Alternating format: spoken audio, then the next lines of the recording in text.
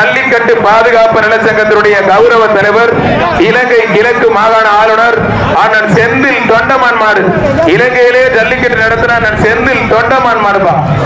மாடு சூப்பர் மாடு, வெற்றி பெற்றிருப்பா. மாடு வெற்றி பெற்றது.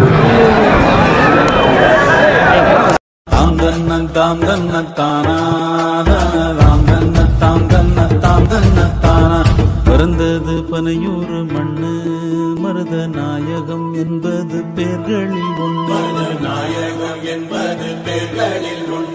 வளர்ந்தது பகையோட நின்று, இங்கு தொடங்குது சரித்திரம் ஒன்று. மதம் கொண்டு வந்தது சாதி, இன்றும் மனுஷனை துரத்துது மனு சொன்ன நீதி.